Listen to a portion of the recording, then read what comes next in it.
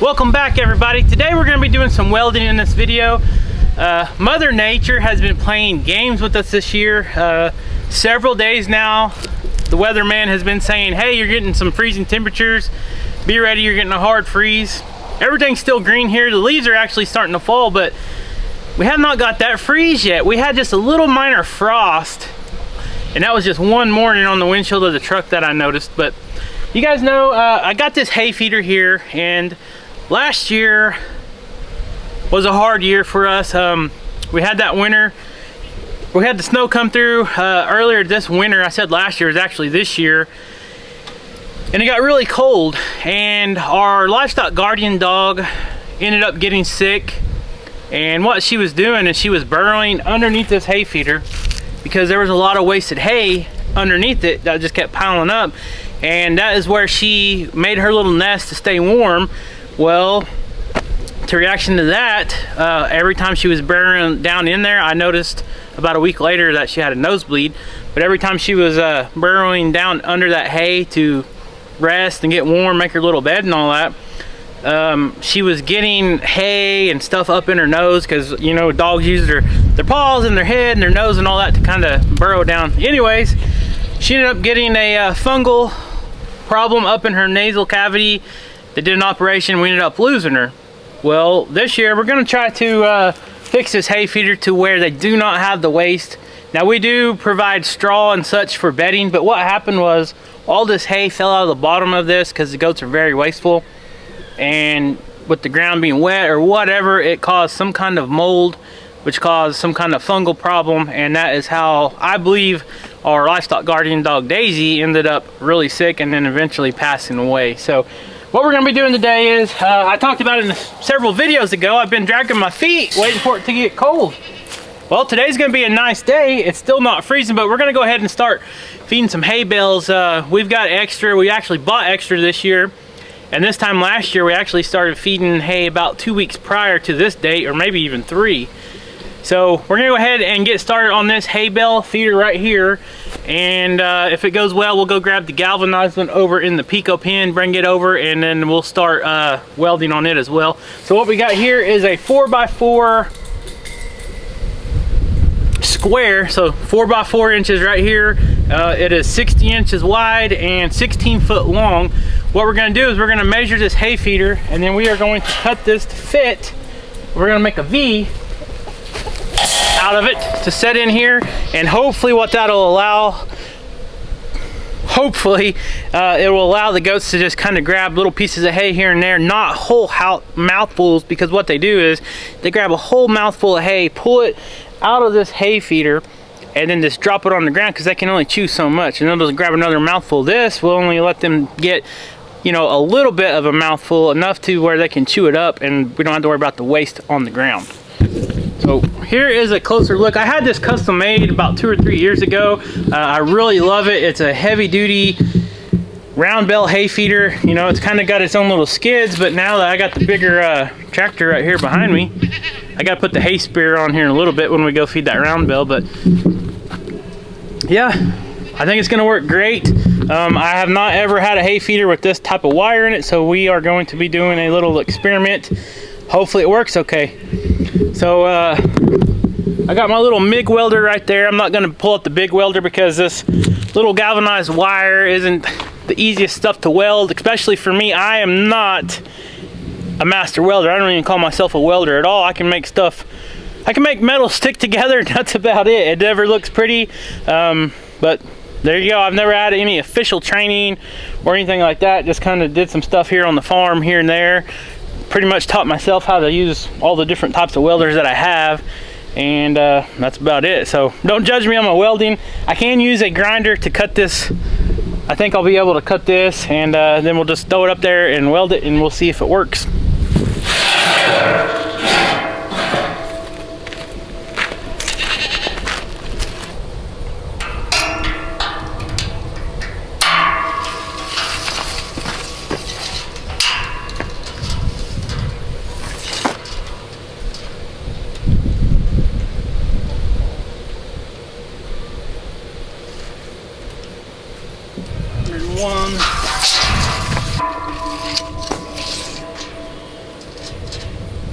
before.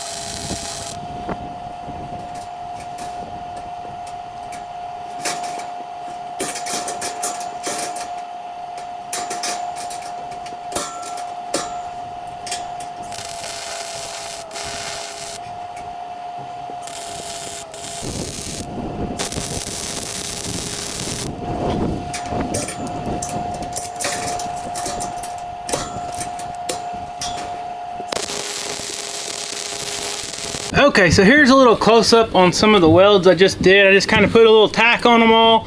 That should be just fine. And if I ever want to remove this panel, I should just be able to take the grinder and grind those welds right off.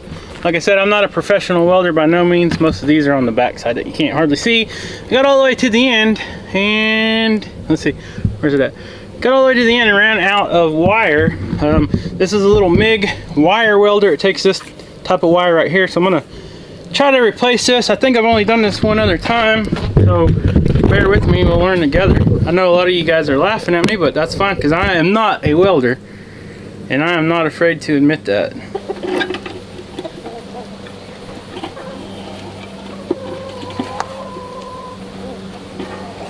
There's a spring on here, we don't want to lose that. Washer, spring, nut. Got it. Okay. Same. Looks the same.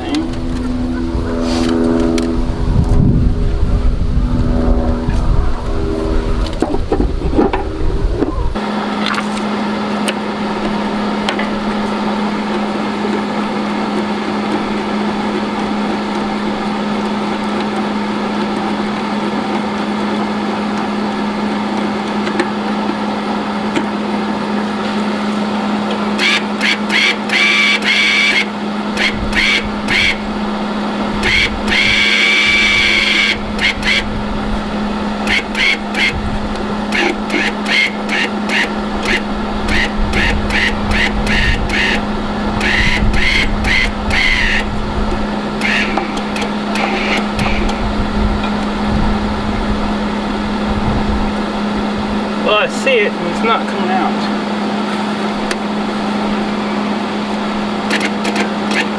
There we go.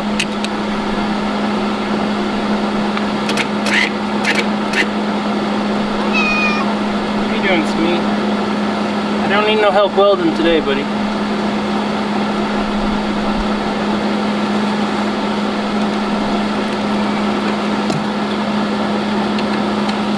All right.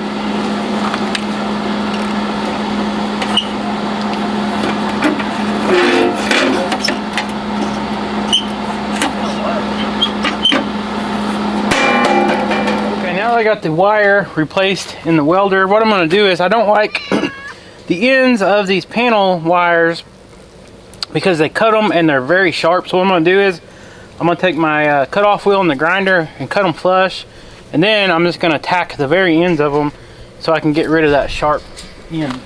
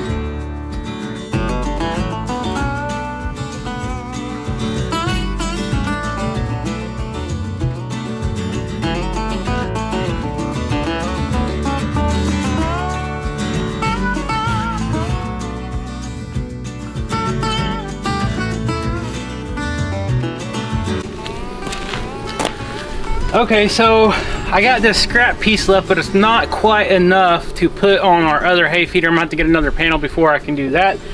But what I can do with this scrap piece is go ahead and do the sides, and then they should not be able to waste any. Of course, we got some taller goats. What they'll do is they'll probably stand up and put their front feet on here and then eat the hay out of the middle. They always do that. That's fine, but hopefully a lot of it will fall back inside. And if I put these side panels on there, hopefully that'll keep a lot of the hay in here, and then some of the shorter and smaller goats can just pull what they want through these 4x4 squares. So I've already got this panel up here, and it's already pretty much the right width and everything. So I think I'm just gonna cut it and then weld it.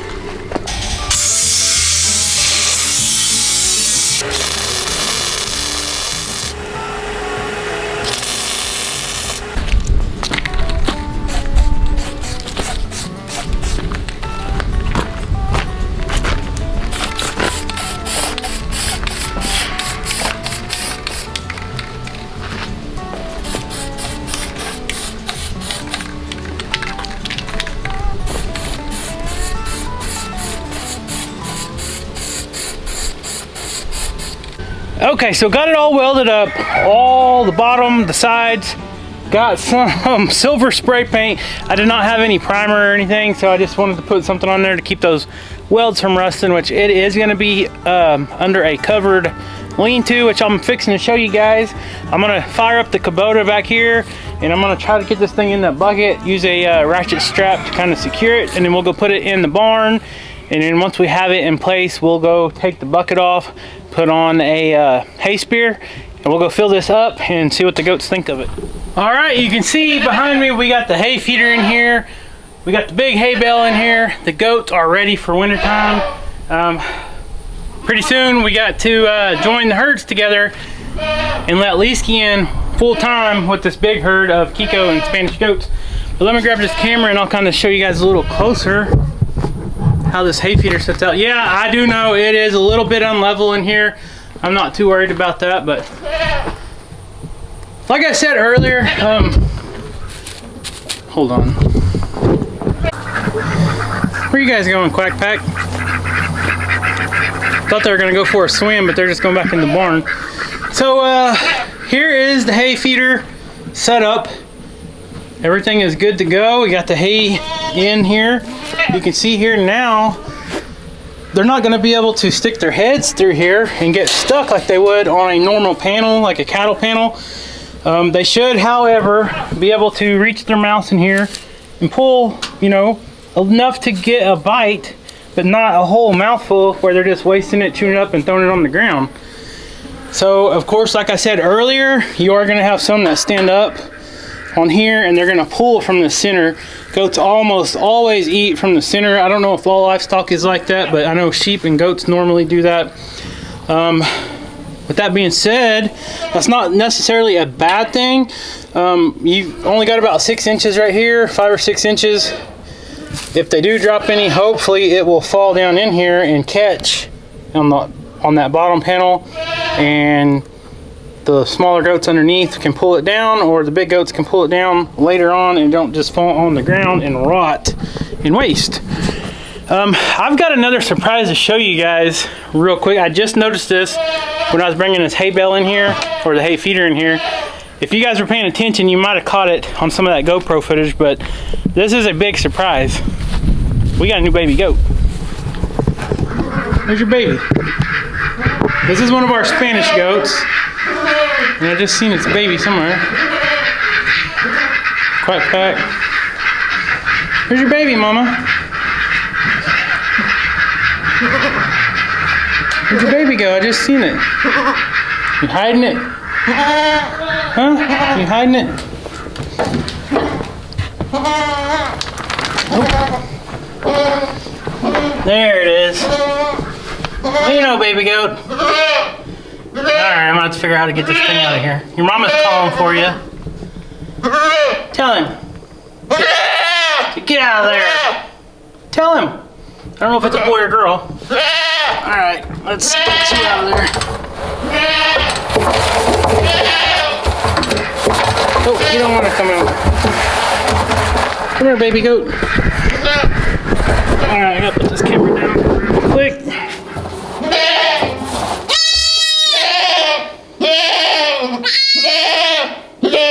It's a little boy. It's a little boy.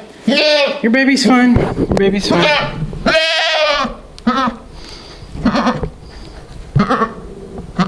There it is. Got it focused now. Little baby goat, little single.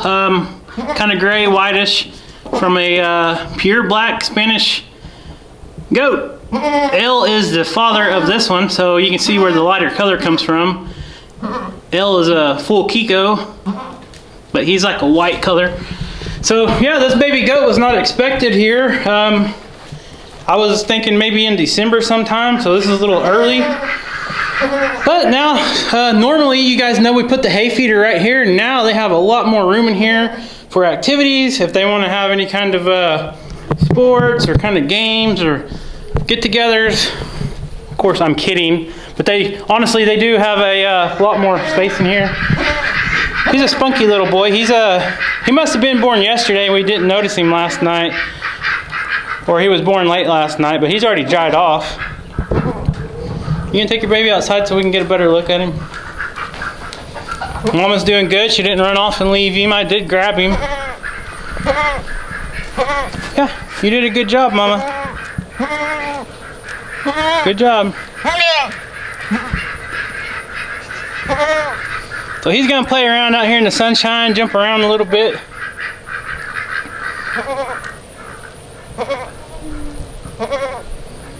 Pretty baby. So that's the fun that you can expect on a farm sometimes, especially if you got a bunch of goats running around with a buck full time. You never know when you're going to come out here and see a new baby goat on the ground, but it's a wonderful feeling. Of course, we always want them healthy. Of course, you know, that's the main thing. That one's a beautiful little buck. He's healthy, jumping around. I don't see any leg problems or nothing like that, so that's always a win in our shoes. So we got this hay feeder done, and like I said, I'm gonna have to get another panel to do the one over in the Pico pen. I'm gonna say the one over there, they probably waste a lot more than this one did, so I probably should have did that one first, but wasn't really thinking. I think it's gonna work out just great. Let's see what Leesky's doing over here. He was taking a nap. Leesky, how are you gonna act around these new baby goats? You've never been around babies. Think you'll do fine? You can't play with them. They're real fragile.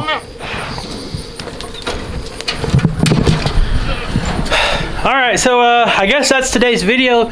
And don't beat me up too much on those welds. Like I said, I had a disclaimer at the front. I'm not a welder by no means, but I think this is going to work.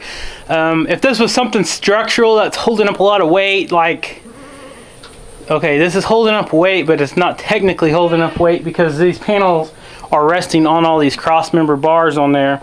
But if it was like something structural, I would probably pay somebody to do it.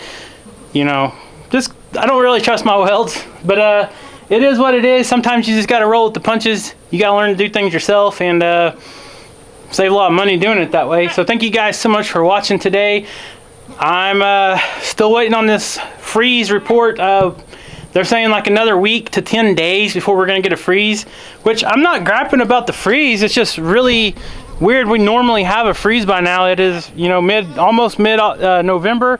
The trees are still green. The grass is green. Everything's starting to go dormant and all that.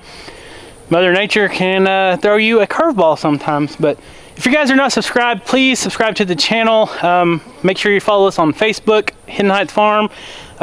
Leave us a comment down below. What do you think of the new and improved hay feeder? It's not new, but I improved it. And like this video, and we'll see you next time.